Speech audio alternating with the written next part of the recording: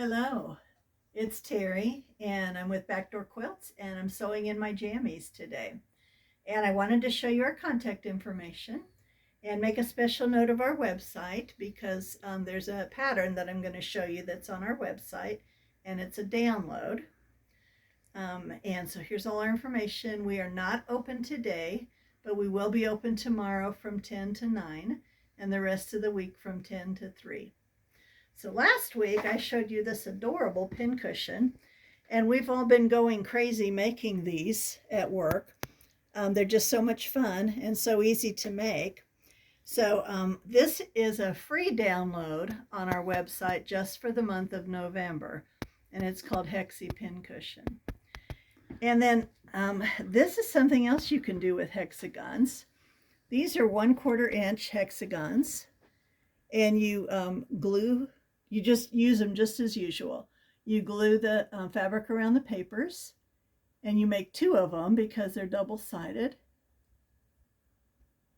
And then you leave the papers in.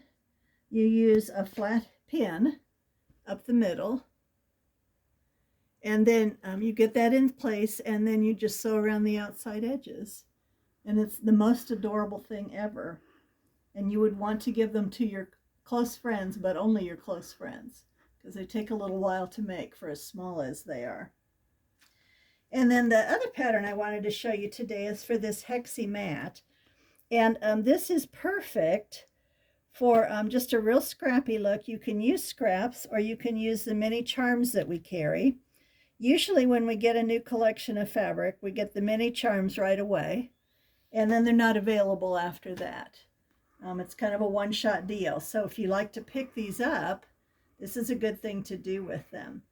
The 2.5 inch mini charms are the perfect size for 1 inch hexagons. So this is what the mat looks like on the outside, and this is what it looks like on the inside. And typically, I leave this one open so you can kind of see, but typically you would stitch this down. So here's what you do. You make a regular grandmother's flower garden hexagon and then another row, and you can take the papers out of the middle ones, and then you sew this to a batting and a backing, and you only just need to top stitch it kind of right here. You don't need to do a whole lot of quilting, and none of this part has the papers in, but all of this does. Then you make just a ring that is exactly the same as the outside edge. So some of them are point in and some of them are flat end in. So you have to kind of follow exactly how this is. Leave the papers in.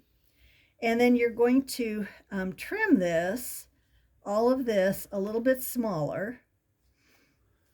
And you're going to sew this along the outside edge. This is basically how you face a project that's English paper piecing. Some people do this on a whole quilt, and it's a really nice way to finish it. It's hard to do binding in and out. So this is a facing, and then you sew it all the way around the outside after this is trimmed, and then you turn it. And so I'm going to show you here what it looks like before you turn it. So this is just trimmed. It's loose. You can pull the papers out and then turn it. And you wouldn't really have to sew this down, but normally we do sew them down. So this is what the pattern looks like, and it's a download, not free, but it's a download on our website. It has information for doing English paper piecing, and then on the inside it has the information for making the Hexie mat. So since we've been going crazy doing English paper piecing, I was having trouble with lights at my house. I have excellent light here in my sewing room, but we don't use our overhead light in the room where I do my hand sewing. And so I had different lamps, and nothing was really working, and I remembered that I had this. This is a Beam and Read. We carry these in the shop, but I also have one at home that I've had for a while. You can put it in different positions. So when you're sewing, you can see exactly right on here. They also have different filters, so if you were sewing in bed or on an airplane and you're using the light, but you didn't want the bright light to glare. It has filters to keep that from being so bright. So this is $29.95. It makes a great gift, especially if you know somebody that's doing counted cross stitch or English paper piecing or wool applique. It's convenient, it's small, and it was very, very effective. And I've actually had this one for years. You just have to replace the batteries every so often. So I hope that inspires you to get to sew today. And I'll see you soon. Bye-bye.